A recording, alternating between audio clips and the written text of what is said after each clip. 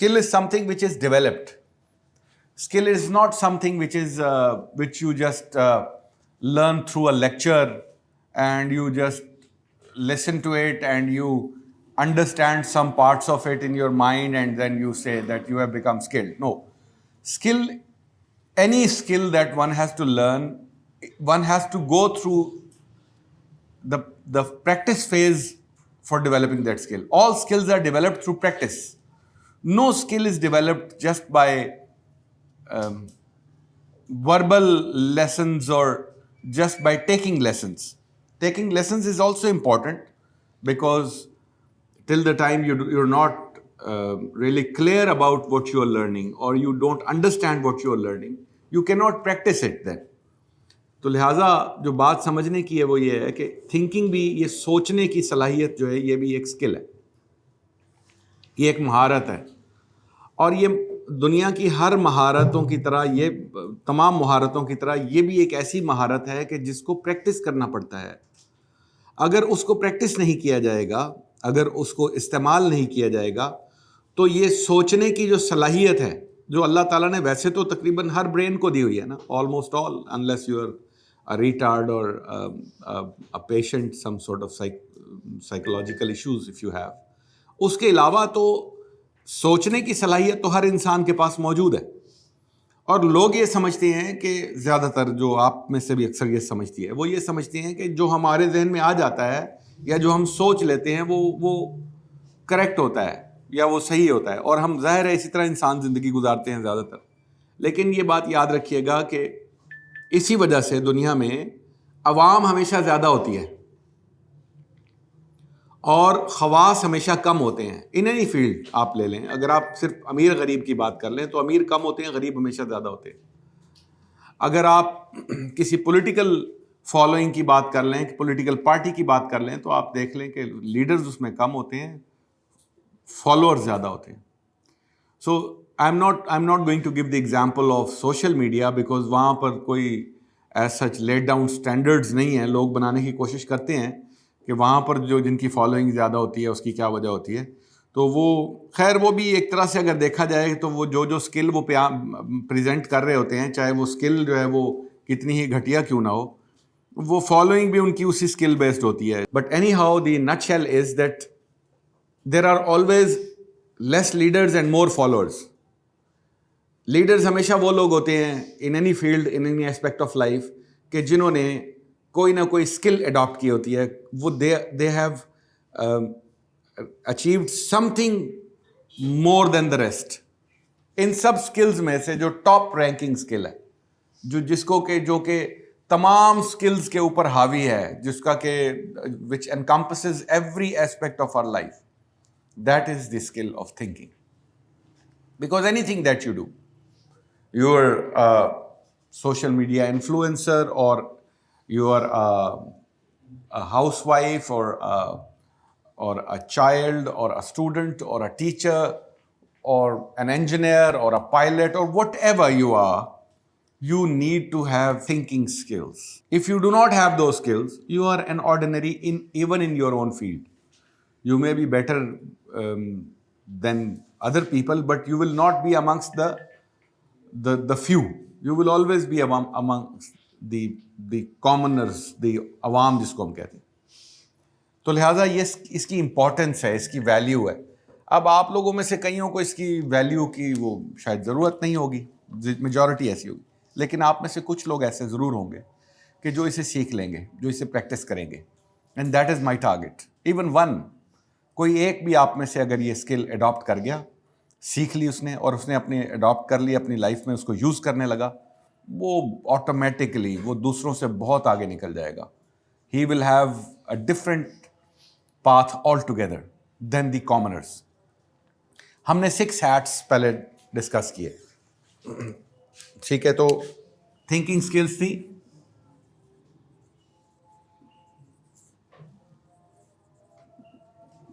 Thinking skills में हमने 6 hats method discuss किया.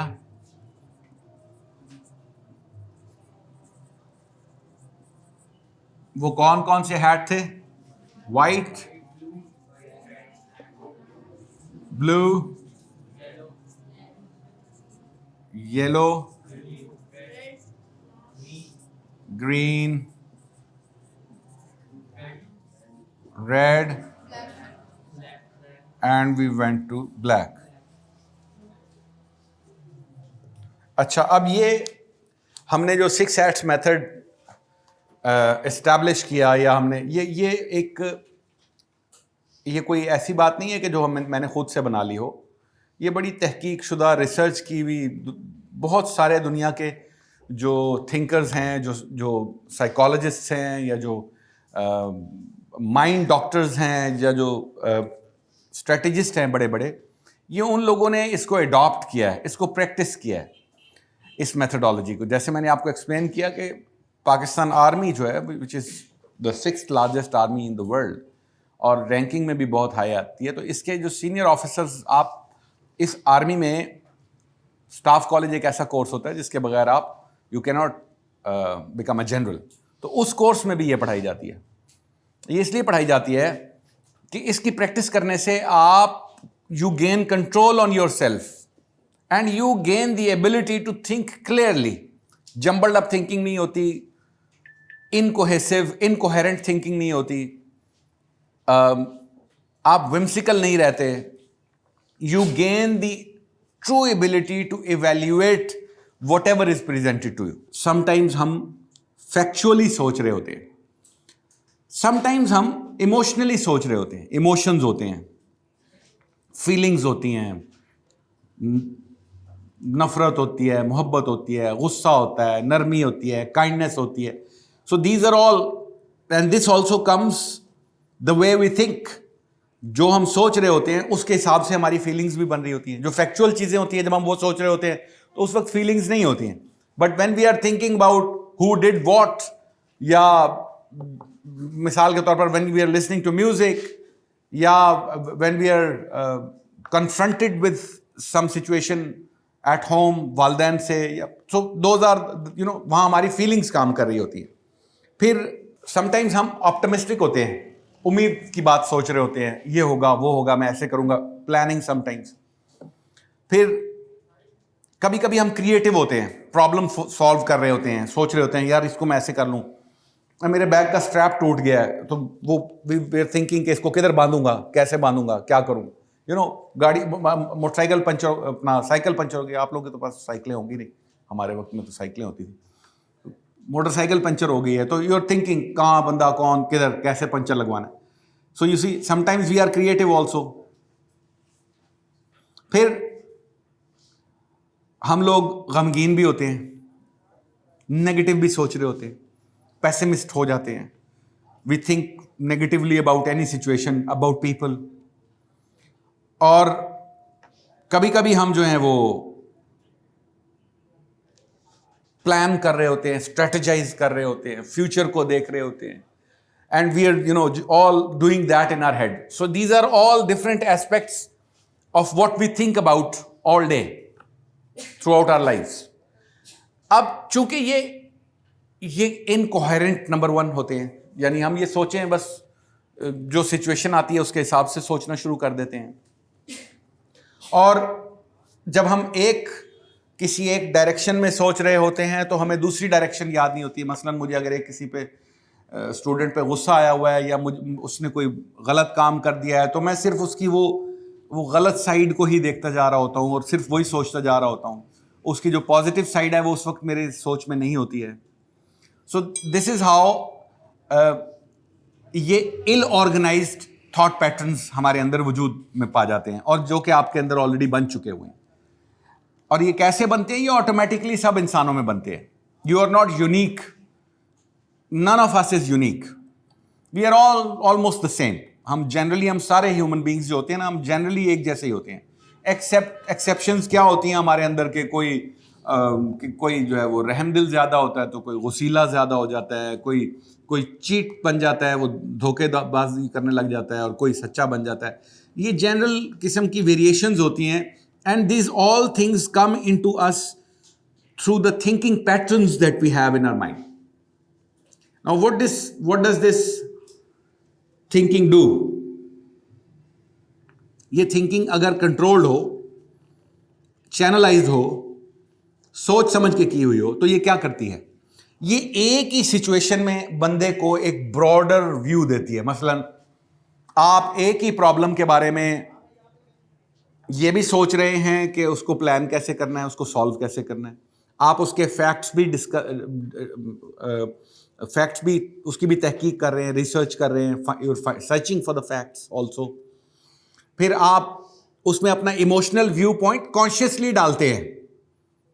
इमोशंस जो होते हैं वो they do not follow logic most of the times, so you put your emotional thinking also in the same situation, in the same problem that you are trying to solve. फिर आप उसमें negativity भी खुद डालते हैं, consciously डालते हैं, not because of your emotional outburst, बल्कि आप कॉन्शियसली उसके अंदर नेगेटिविटी डाल रहे होते हैं खुद प्लान करने के लिए, in order to deliberately do those things which you would do whimsically previously. यानी आप खुद कॉन्शियसली वो करते हैं कि नहीं ये काम तो हो ही नहीं सकता, नेगेटिविटी डालते हैं आप। फिर आप उसके अंदर पॉजिटिविटी डालते हैं खुद ही से, and then you get a whole picture कि जिसके अंदर आपकी तमाम एबिलिटीज ऑफ थॉट्स जो हैं वो उसके अंदर मौजूद होती है। So this is what it does. For example, there is a situation right now कि जैसे अब ये कुछ लोग हैं, अभी हम इस प्रॉब्लम को when they will come back, तो वी विल बी, अभी मैं आप लोगों को सबको कहूंगा कि put your white hats about this problem. तो सबसे पहले हम इसके वाइट हैट पहन के हम इस प्रॉब्लम को आइडेंटिफाई करते हैं कि what are the facts of this problem. समझ आई बात की? तो अभी हम क्या सोचेंगे, सिर्फ only the facts, nothing else. And we imagine, तसव्वुर हम ये करते हैं कि हमने वाइट हैट पहना हुआ है और हमारे सामने जो प्रॉब्लम है हमने उसके सिर्फ और सिर्फ फैक्ट्स ढूंढने हैं। We only have to analyst, we only have to write down the facts. तो अब क्या हुआ, अब आपकी थिंकिंग जो है वो स्ट्रीमलाइंड हो गई। समझ आ गई बात की? यानी आपने खुद,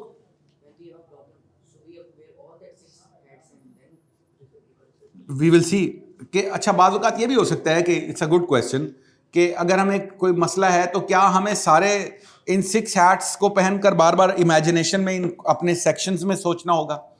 quite possible, but at the same time बाज़ औक़ात प्रॉब्लम्स ऐसी भी होती हैं कि जो फैक्चुअली तो आप ऑलरेडी अंडरस्टैंड करते हैं, आपको फैक्ट्स तो उसके ऑलरेडी पहले पता होते हैं, आपको उसके समटाइम्स इमोशनल रिस्पॉन्सेज भी आपके जहन में होते हैं, आपको ऑलरेडी आप उससे गुजर चुके होते हैं। So it depends that what is this the status of the issue that you are dealing in your mind. एक कुछ इश्यूज जो होते हैं जो स्टार्टअप में होते हैं, जैसे ये अभी एक इशू है, ये स्टार्ट हो रहा है, तो we will be squaring it out, boxing it, and we will reach to certain logical reasonable outcomes. समझ में आ गई बात की? तो हम उसको फैक्चुअली डिस्कस करके वहां तक पहुंचते हैं। Now what happens is, through this practice what happens is कि आप इनिशियली तो आपको बड़ा स्लो काम करना पड़ता है ना। पहले आपको वाइट हैट पहनना है और आप सिर्फ फैक्ट्स पे बात कर रहे हैं, सोच रहे हैं फैक्ट्स का, फिर आपने येलो पहन लिया, फिर आपने रेड पहन लिया, फिर ब्लैक पहन लिया, और सारे वन बाय वन, और वो it took a lot of time. But as you practice this in your life, what happens is that you start gaining speed in it. You automatically start thinking conclusively, cohesively. समझ आ गई बात की? और कोई चीज आपकी नजर से फिर मिस नहीं हो सकती है। ये बहुत आसान काम है, ये कोई बड़ा इसमें सिर्फ एक चीज रिक्वायर्ड है, एंड दैट इज प्रैक्टिस। कुछ कंसंट्रेशन रिक्वायर्ड है। कंसंट्रेशन किस तरह रिक्वायर्ड है कि जब आपको अभी वाइट हैट पहनना और फैक्चुअल चीजों को सेपरेट करना, यू नीड टू कॉन्सेंट्रेट। समझ में आई बात की? तो आपको इनिशियली इस थिंकिंग टेक्निक को इस्तेमाल करने के लिए क्या चीज रिक्वायर्ड होगी? Pen and paper. You would be required to pen down your thoughts, वरना भूल जाएंगी ना। And then when you will make a mental map of the problem, of the solution, जब आपके सामने ये 6 डिफरेंट एरियाज ऑफ थॉट आ जाएंगे, तो this would become extremely easy for you to conclude and make a final thought. And believe me, 80% of the times, maybe more than 80% of the times, you will find out कि जो आप initially जो आपने सोच बनाई थी एक problem के बारे में, वो टोटली गलत थी। जब आपने खुद उसको सही तरह से सोचा तो अब तो बात ही और हो गई, आपको एक और चीज नजर आनी शुरू हो गई। This is what happens with conscious thinking and the whimsical thinking. This is the difference, big difference. जो विम्सिकल लोग होते हैं, उन लोगों ने ये सोचा नहीं होता कि उनके पास एक प्रॉब्लम को सॉल्व करने के कितने सारे बेहतर अल्टरनेटिव्स मौजूद हैं, क्योंकि उनका ज़हन जो है वो सिर्फ एक अल्टरनेटिव पे या दो पे फिक्सेट हुआ होता है, या तीन पे, वो और मे बी 4, यानी वो फिक्सेट हुए होते हैं। But when they open their minds through this technique, when they let other things also come into their thoughts, only then they realize कि oh, the spectrum is much bigger than what I was thinking.